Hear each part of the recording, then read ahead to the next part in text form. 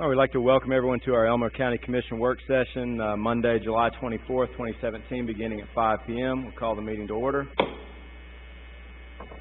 We'll begin with our regular business, beginning with a review of the minutes of the July 10, 2017 Commission meeting and any corrections. Any comments or questions regarding that from any commissioners? All right, we'll proceed with the review of the memorandum of warrants for the period of July 1, 2017 through July 19, 2017. Ms. McDuffie? Chairman, the amount for the period stated is $1,619,705. Thank you. Any comments or questions regarding that from Ms. McDuffie? All right, we'll proceed with the old business. Consider the adoption of Ordinance 2017-7-24 to regulate sale of alcoholic beverages on Sundays outside the corporate limits in Elmore County.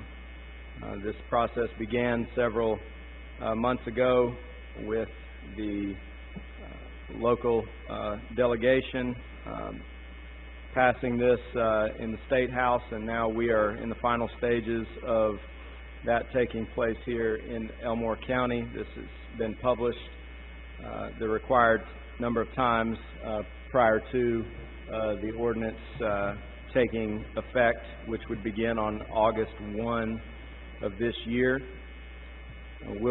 Let's first check with our attorney, Jeff Courtney, to confirm that to this point we've done everything required by law for us to enact this ordinance. We have, Mr. Chairman. The requisite notices ran in all of the papers that were required, and everything is fine. Okay. Are there any comments or questions from any of the commissioners regarding this? Mr. Chairman, I think, isn't it actually August the 5th when it starts? Is that not the first Sunday? Well, I'm not sure. that is the first Sunday. It would take effect August 1st, but the first day that it actually would impact anything would be the first Sunday, which would be August the 6th, I believe. Is it 6? Okay. Thank you. If there's anyone here with us this evening who would like to comment or address this in any way, we'd like to invite you to come to this podium, which there's a microphone there. We would like to limit you to 3 minutes if you have any, and you don't have to take an entire 3 minutes by any means, but we will limit you to that 3 minutes. And if you come up here to the podium, if you would state your name and your address, where you live, and then you can address the commission. Yes, ma'am.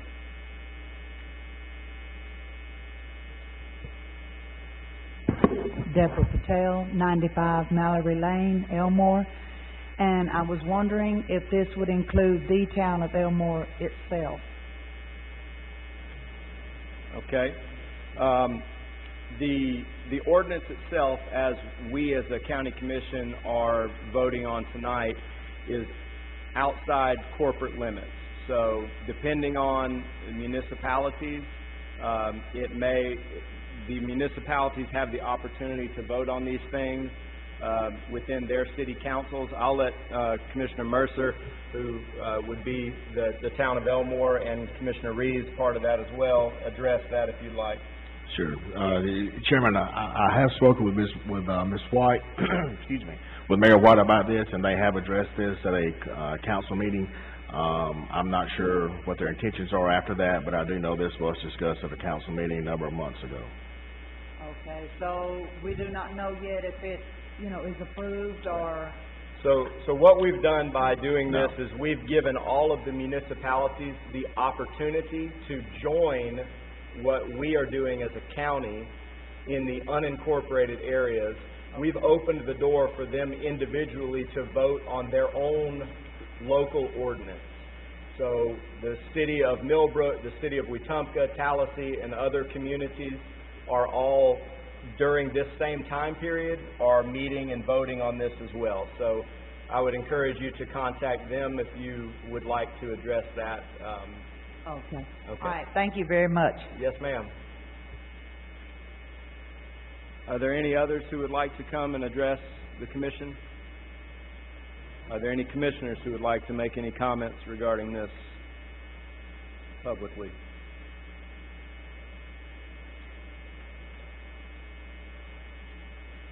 All right, we will proceed with the next item of old business. Discuss Elmore County Economic Development Authority Board appointment, which is due 8/14/2017. And the submitted candidate for this position is Sharon Alexander. Are there any comments or questions regarding Ms. Alexander? Chairman, I'd just like to say, first thing, just to remind my fellow commissioners, the way the Economic Development Authority was set up and their bylaws read that the two appointees to the Economic Development Authority that are made by the commission will fill by default the two positions on the IDA.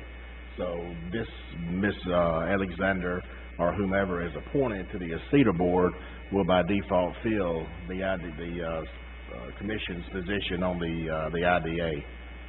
I also would like to add, I've known Ms. Alexander for a number of years, and I think she would be a great candidate. That's all I have, Chairman. Okay. Any other comments or questions? As Commissioner Mercer indicated, you can see the next item of old business is discussing the Elmore County Industrial Development Authority Board appointment, which would fall in line with the ACETA board appointment, and therefore Sharon Alexander is also a candidate for that position. We have next meeting, 8/14/2017. We will vote on that. All right, we will proceed with new business. For your information, we do have an item on the agenda, Sheriff Franklin, to discuss some Sheriff's Department business. He would like to postpone that discussion, so we will advance through the agenda to Probate Judge John E. Enslin to discuss digitizing projects and online services. Thank you. I have a discretionary account. It's number 722. It is funded by a $3 charge per document that is filed for public record in my office. That fund collects approximately $4,000 a month. It is limited in use to archival purposes, and that's the fund that we use to pay the salary and all the benefits to the county archivist, who is Linda Blankenship. The fund tends to accumulate money beyond that, and you will recall that seems like toward the end of last year you approved a project for $49,000. We have completed that project. It included, among other things, more than 100 years of recording of county commission minutes. So from 1896 through 2016, you can go to my office and read the minutes of any of those meetings and attachments to the minutes. It also digitized all of the newspapers in Elmore County from 1943 to 1967. I'm ready to do a new project now. This one is not as expensive, but it's very important. As technology developed over time, the probate office used different means to record public documents. Between the years 1972 and 1978, they used what's called an aperture card, like this. In our office, we have 32,000 of these. Each one of them has on it a mortgage document. When people would do a partial release of the mortgage or transfer the mortgage to someone else, there was entered on the card in writing where the recording is for that transfer document or for that partial release document. So the writing on this is important, and a lot of times they would satisfy the mortgage by just stamping something on the back and signing satisfied. So instead of making 32,000 images of just the micro film document that's inside this black spot, we also have to copy all of the handwriting on this page, and if there's any handwriting on the back page, we have to copy that and keep all three of those documents together because they all relate to the same piece of property and the same mortgage. So if you're researching it, you see it all. That means there's actually be 54,000 different images that we have to copy to put this in digital format. The price on this will be 35 cents an image, so I'm asking for you to approve the expenditure of up to $19,100 to complete this part of a project that's of the total goal to put everything in Elmore County in digitized format. And this will take us a long way toward achieving that goal, another step forward. Do you have any questions about what or why or how? Do you have an estimated time frame on how long this project will take? You know, you asked that at the last one, and I said 3 months, and that was based on what I was told by Syscon, and it took about 5 months. So, you have to count on them to bring in their big machine that is used in counties all over the state. We have to beg them for priority. And we do get pretty good priority because we do a lot of stuff with them. We're not an occasional user. We're almost a continuous user. But I think it'll be less than 3 months to do it. But that's just a guess. Any other comments or questions? Part of the delay in the other project, by the way, was all the construction that was going on in the room, the one little bitty room that we had that we could use this. In fact, we moved the the digitizer into my office. The machine was in my office and operated there for a couple of months. Appreciate you doing this, Judge. Oh, thank you. This is a great benefit to the citizens.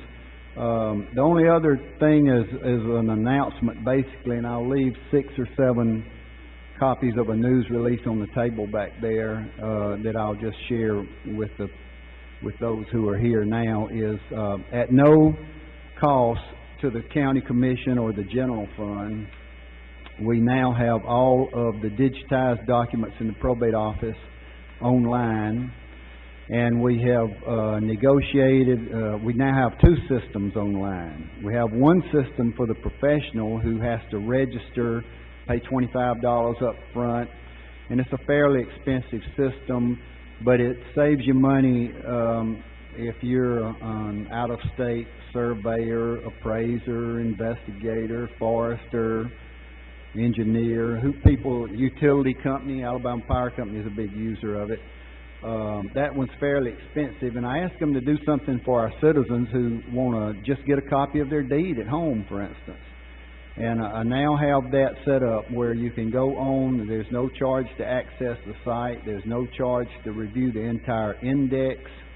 If you see a document you want, like your marriage certificate or the deed to your house, then you find that in the index. You view just that, say, 2-page document, and it's 75 cents viewing fee for those 2 pages.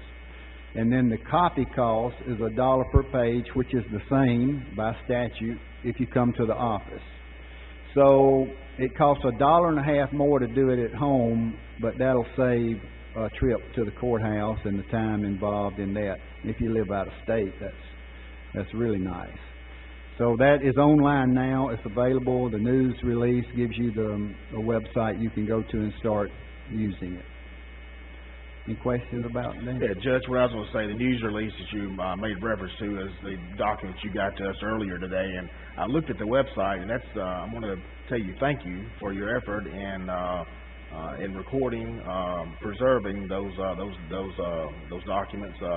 I looked through and looked at my personal stuff, and I actually had not seen some of that since I guess I had signed it years ago. But it was interesting to see. It's good to know that you've taken taking lead on preserving that information, so I appreciate that. Well, thank you very much. History is important to all of us, whether we recognize it or not.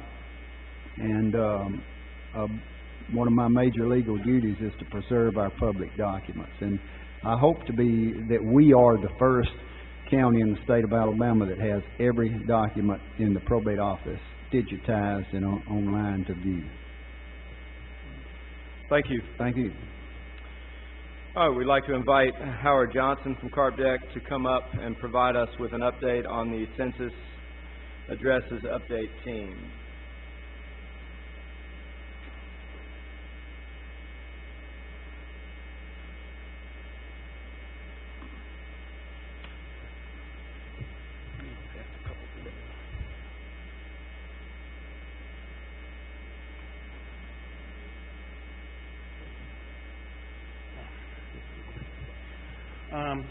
Good afternoon. My name is Howard Johnson. I'm I'm a planner with the Central Alabama Regional Planning Commission. I want to say thank you for the opportunity. I just want to chat for a couple of minutes regarding the census. I also would like to apologize for the last meeting. I actually got lost on the way here, and that's the first time in years I've actually gotten lost somewhere. So relying on the GPS too much. So it took me to another county, Elmore County office.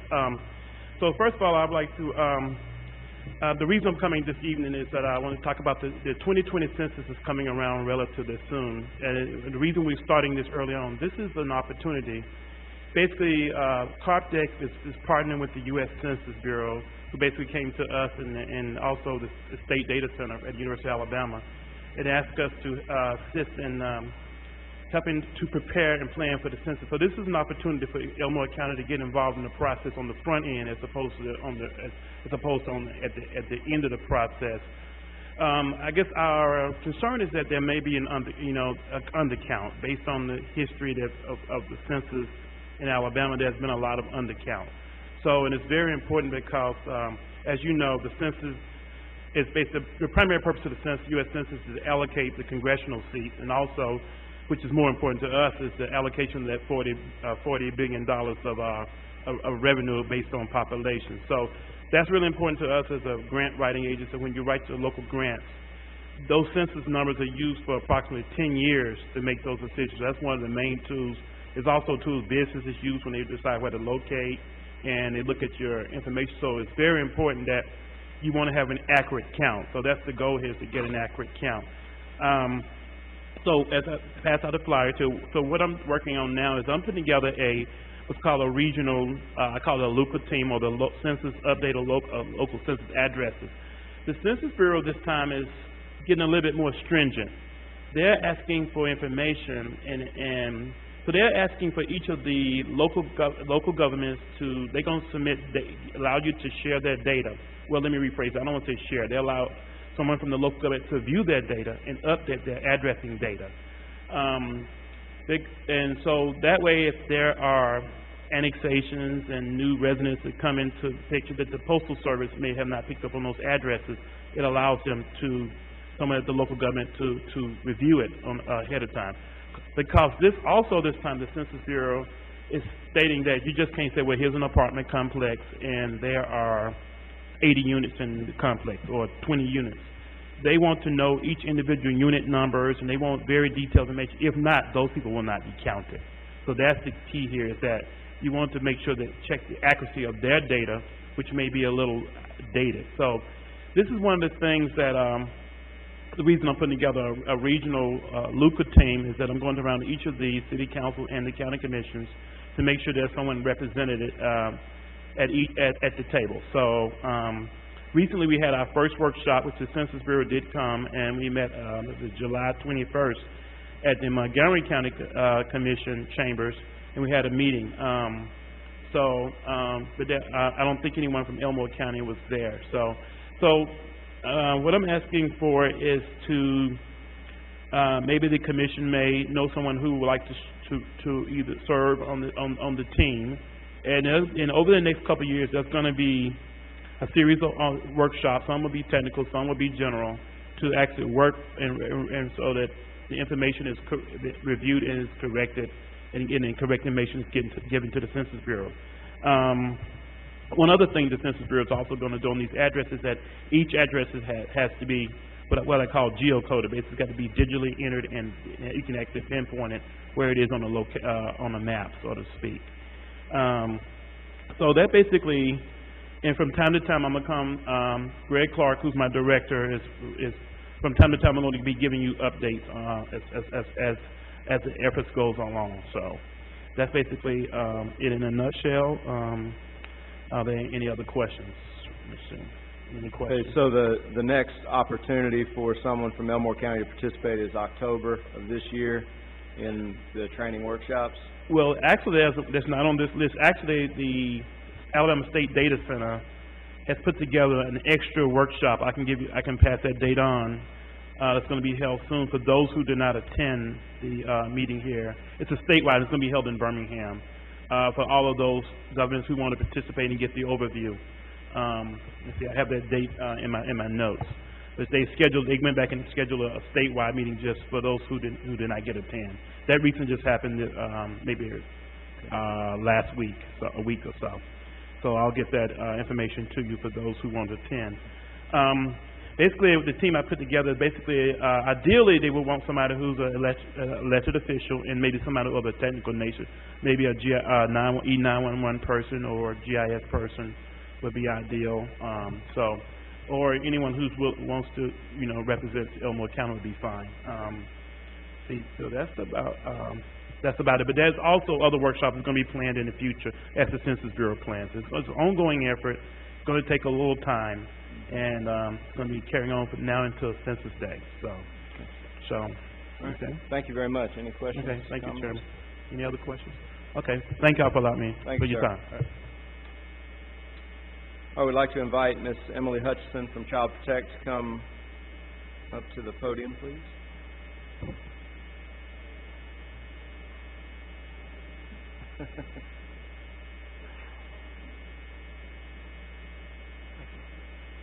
Thank you. Thank you. I'm Emily Hutchison. I'm the program director at Child Protect Children's Advocacy Center. And first, I just want to thank you for allowing me to come speak to you tonight. I also want to thank you for your past support. The Elmore County Commission has always been a big supporter of Child Protect, and we appreciate that because we could not do the work that we do without your support. So thank you so much. I'm sure all of you are aware of what Child Protect is, but I will explain briefly what we do. We are a nonprofit agency, and we assist law enforcement and the Department of Human Resources with their investigation of child abuse cases. So when a report is made to either of those agencies, they contact our agency to set up first what's called a forensic interview. And what that is basically that's when the child comes to our agency and we interview them for law enforcement and the Department of Human Resources. We're trained to do this. We're trained at the National Children's Advocacy Center in Huntsville. And so we are trained to interview them to gather the facts for those agencies in a way that's not leading, not suggestive, it's developmentally appropriate, and it's in a non-threatening environment. After that forensic interview, we then offer free counseling to the children if needed, as well as advocacy services to the parents and the caregivers that come, because so many times when they come, they really have no idea what to expect. So we have someone on staff that can walk them through that whole process.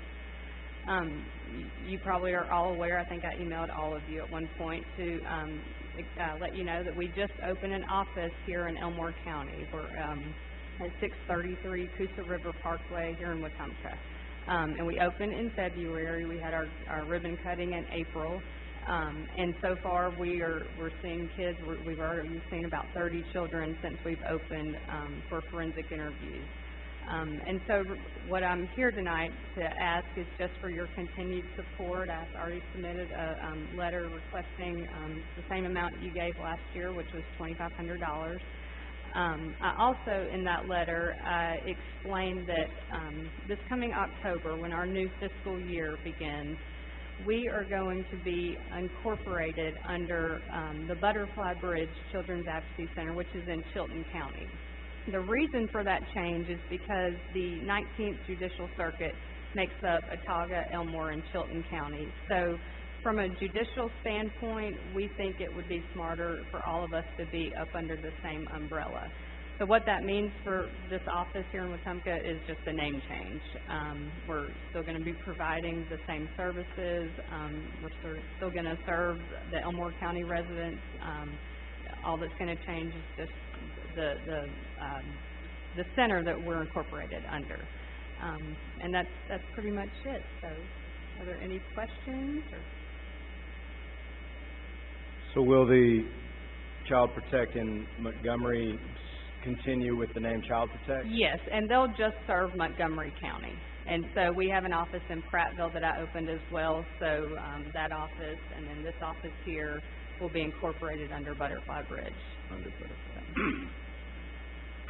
And then you'll be serving Elmore County, Otaga, and Chilton, the same area the Yes. 19th Circuit serves? Okay. I appreciate what you do. I've been in many different similar settings where you presented to an organization, and Yes. and so I know you're working hard for the organization, not only for what your core mission is, but for continued support. So I Yes. appreciate what you do for our community. Well, thank you so much. Thank you. Thank you. All right, we will proceed with the discussion of Mid-South RC&D Council Member at Large appointment.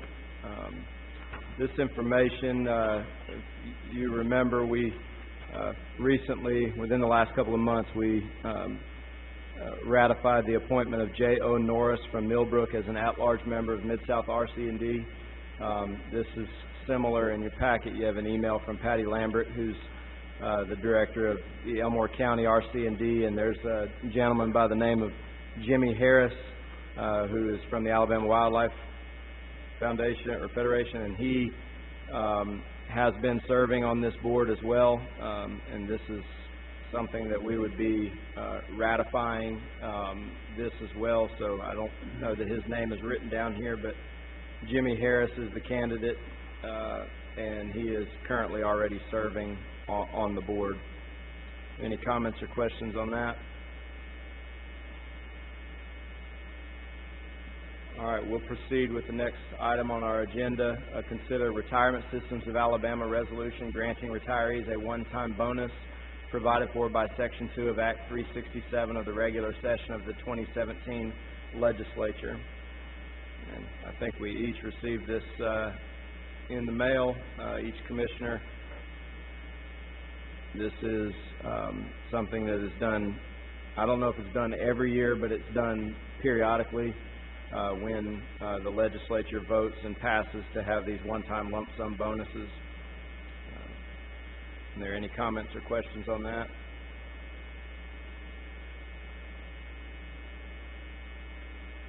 All right, we will proceed with the last item here. Discuss amending the applicable provisions of the Elmore County Personnel Policies and Procedures Manual regarding general leave without pay. We can open this up for discussion. It's my understanding, Commissioner Reeves, this was something that was brought to your attention. I'll let you go ahead and start us off. Okay, on this docket,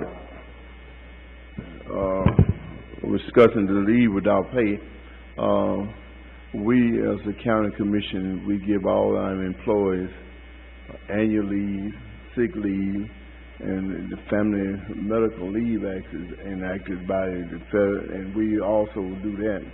But one of the main things that we don't want to do is since, and then the only time we give leave without pay, sometimes it be in disciplinary action.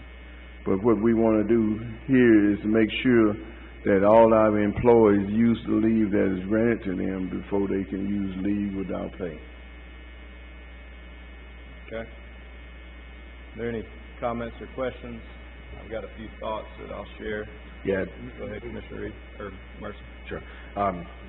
Chairman, as we all know, this commission inherited a personnel policy and procedure manual that was last revised 16 years ago. And Chairman Reeves, I think if I recall our conversation, you did that when you were chairman with a commissioner back at that point in time, and and now you're chairing the committee again to revise that. So appreciate you looking into this and working with our department heads and our chairman to revise that. So us needing to make a revision to this is not surprising considering the age of our personnel policy. But Jeff, I had one question. Have you had enough time to research the current policy and see exactly what language we need to have in the revised policy for this one particular area? Well, I have had an opportunity to review the existing policy. I don't have specific language for that this evening. Some of that depending on the things that were discussed tonight prior to being able to draft such. But I have had an opportunity to review it and I understand it. But I don't have the exact language this evening. Now let me say something else. And once we get the exact language into it, then we need to give our employees time to, a certain time that we adopt this. We just can't just do it until, we have to have a time frame to let the employees read it over and see what's the change. Thank you. Thank you, Commissioner Reeves and Commissioner Mercer. I think that there's two potential scenarios that you see with something like this. As Commissioner Reeves duly noted, we do grant vacation days, we grant sick days and other opportunities for employees to coordinate family vacations and other things, and we also recognize that there are emergencies and there's sickness that comes up.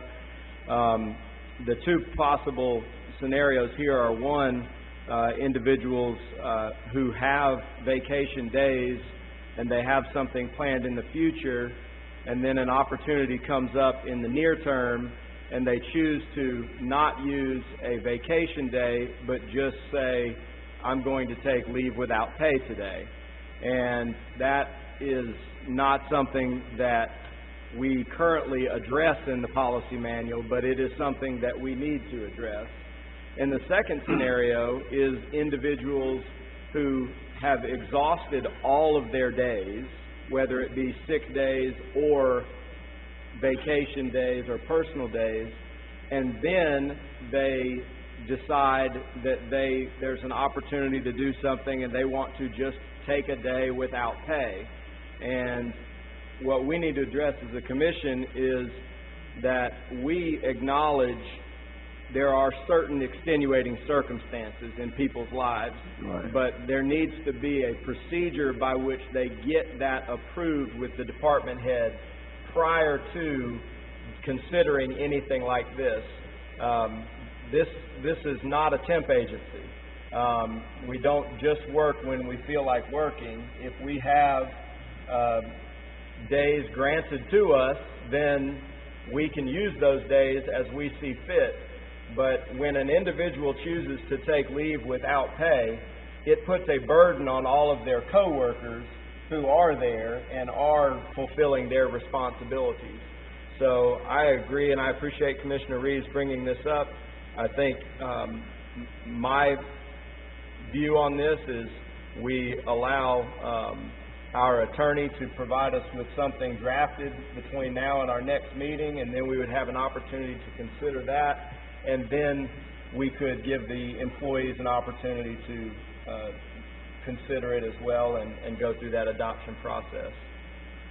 Are there any other thoughts? Or the only other thought I had was like, we are equal opportunity employees, and I brought this up when we first came on, is that I think that any time we have under our scope of authority that we have a vacancy come up, then we need to make sure that everybody knows that it's there, and we need to advertise the 2 weeks just like we have written down. And we don't need to bypass the chain and just the only somebody can do that right now is the sheriff, because he keep a running application chain. But if we have any openings in the county, then I think it needs to come through our office, and then we need to make sure that it's advertised, where and especially if we set ourselves out as equal opportunity employee. okay. Well, I agree that, and that's another thing that we will solidify in our new policy manual as we're going through to make sure that those things are all clear to all of our department heads. And we appreciate everything our county employees do. They do a tremendous job. Many of them are very dedicated to their work, and we appreciate that, and we want to continue to serve the county in the best way that we can. Are there any other comments or questions regarding that? Yes, sir. Yeah, I have one. Who's gonna approve the leave without pay now? Is it gonna be the department head or the county commission? Well, it will allow Mr. Courtney to review what the possibilities are. I think that the only time leave without pay would be approved if it was an emergency, and if it were an emergency, it may be only feasible to be approved by the department head and not, trying to track everyone down. But I think that we've entrusted our department heads with a lot of responsibility, and they do a good job, and I think that's a responsibility we can give them, but we can continue to discuss that in the coming weeks and then have something to vote on at our next meeting.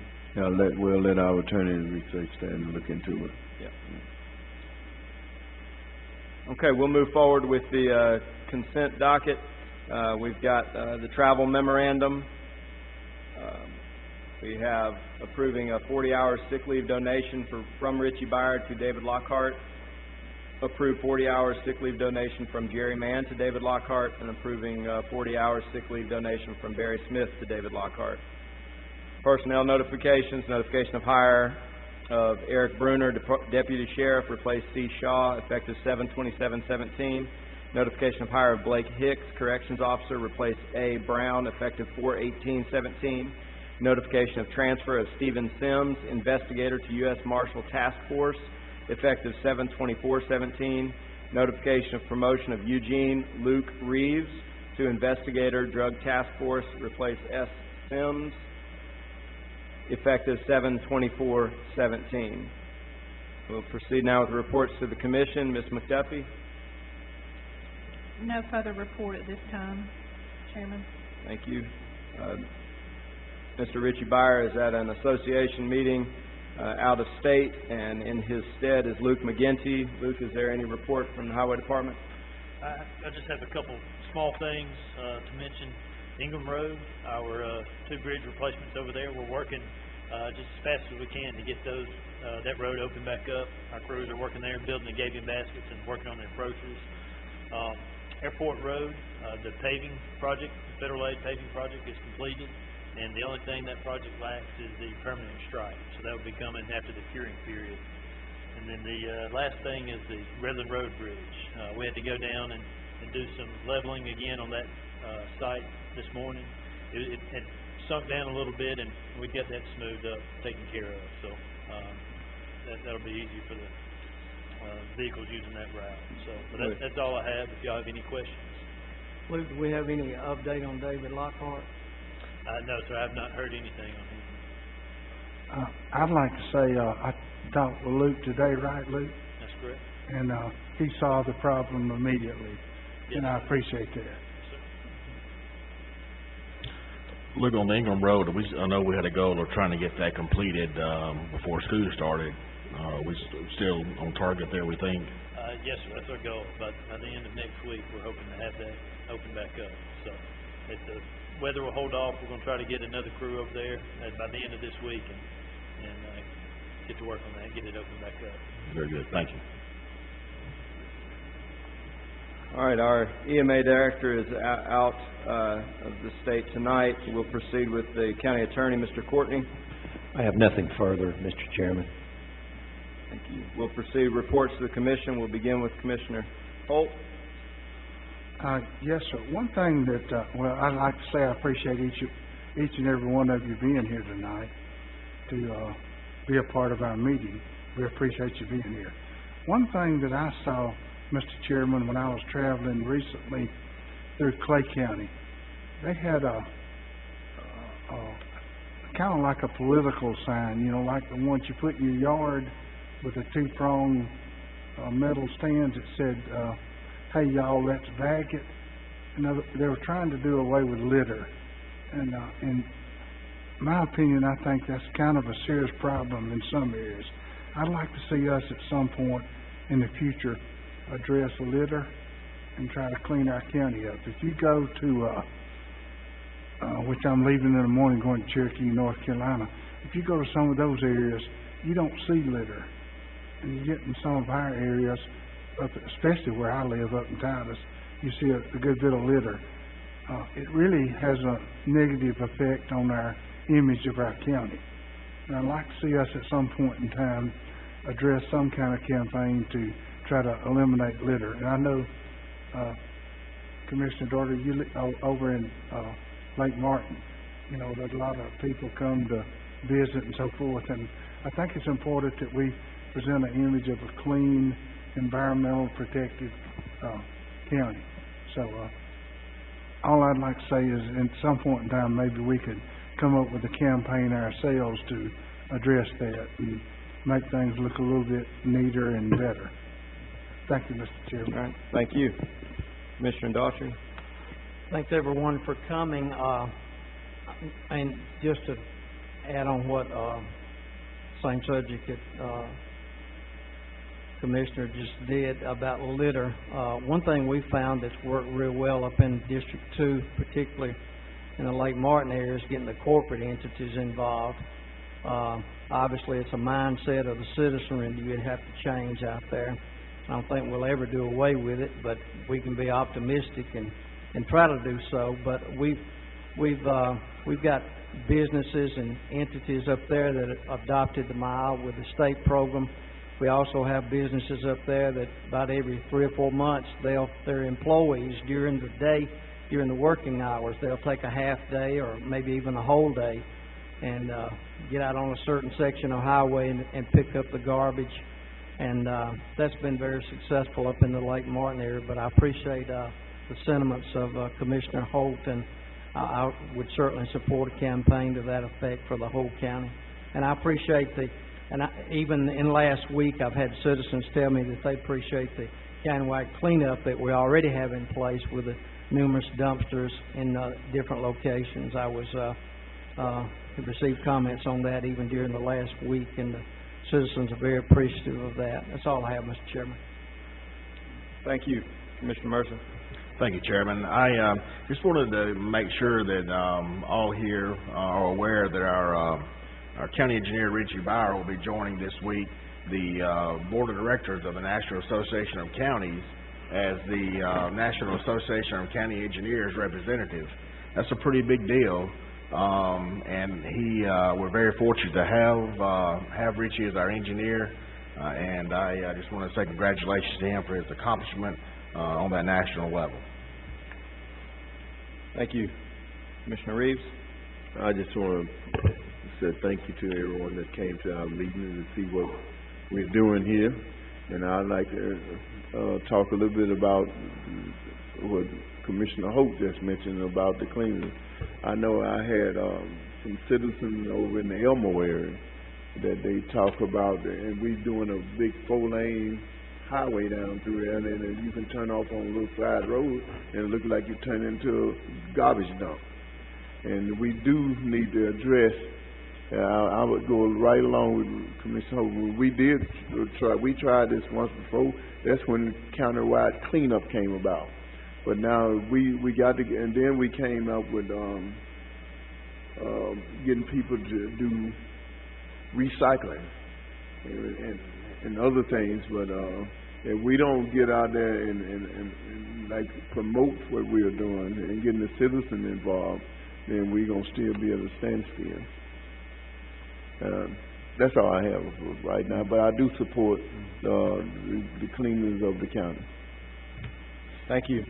I appreciate all these commissioners and their comments and their efforts on behalf of the County Commission and the citizens of Elmore County. I'd like to briefly report on the town hall meeting that I held about a week and a half ago at Mulder Church. It was very well received. There were a little over 30 people there in attendance. We had the opportunity to address some specific items that relate to the entire county, but we also were able to focus on some issues that are specifically affecting District 3. We spoke for about an hour and 45 minutes. There were lots of questions and answers. I can always tell when a meeting is going well if no one gets up to leave early, and no one got up to leave early, so they were either glued to their seats or they found what we were talking about interesting. I hope that they left the meeting more informed, and it's a process in trying to educate the citizens of some of the challenges that we face, and I think that this is a prime example with litter. It's something that we don't focus on day to day, but if we can bring attention to it, I think there are a lot of people who live here in Elmore County who would gladly participate in an effort to clean up our county. They're just waiting for someone to coordinate those efforts and to lead them to that objective. So I think that that's well received and something that we can discuss. I look forward to future town hall meetings in some other parts of my district. I've already started contacting some locations, and I plan to have another meeting in September, and that date and time will be determined. I'd encourage everyone to participate in the upcoming elections on August the 15th as we vote in the special election for senator. Also on July 31st, which is next Monday evening at the Civic Center, there will be a debate among, my understanding is, the top three who are polling for the Senate position, Luther Strange, Roy Moore, and Mo Brooks. Is my understanding that those three will be in attendance. So I'd encourage you to participate, to educate yourself, and become a part of that process. Ms. McDuffie, will you go through the important calendar dates? Yes, Chairman. Monday, August the 14th is the next County Commission meeting. Work session beginning at 5 o'clock with the business session immediately following. Okay, thank you. We will reconvene in a few minutes. County Commission business meeting Monday, July 24, 2017. We will begin with an invocation offered by Commissioner Holt, following which Commissioner Daughtry will lead us in the Pledge of Allegiance. Our most gracious Heavenly Father, we thank you for this day. We thank you for the health and the well-being that you've given us to be out here tonight. And we thank you for the things that you provide for us, and we ask that you be with all of the people in our county that are needy and are in need of your loving attention. And we ask that, you touch them in a way that will be pleasing to them, if that's your will, because we know that you have the master plan, and we know that your Son Jesus Christ came here to redeem us and save us, and we thank you so much for that. We ask these things in your Son Jesus' name. Amen. Amen. Let us stand.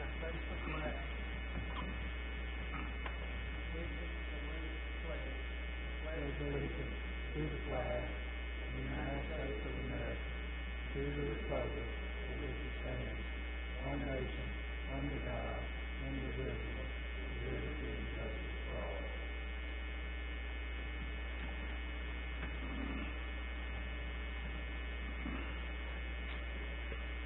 all. All right, Ms. McDuffie, will you call roll, please? Commissioner Holt, Here. Commissioner Daughtry, Here. Chairman Stubbs, Here. Commissioner Mercer, Here. Commissioner Reeves. Here. All right, we'll proceed with the regular business. Is there a motion to approve the minutes of the July 10, 2017 Commission meeting as amended during the work session? Motion to approve. Second. Ms. McDuffie? Commissioner Holt, Yes. Commissioner Daughtry. Yes. Commissioner Chairman Stubbs, Yes. Commissioner Mercer. Yes. Commissioner Reeves. Yes. Is there a motion to approve the memorandum of warrants for the period of July 1, 2017 through July 19, 2017? Motion to approve. Ms. McDuffie? Commissioner Holt, Yes. Commissioner Daughtry, Yes. Chairman Stubbs, Yes. Commissioner Mercer, Yes. Commissioner Reeves. Yes.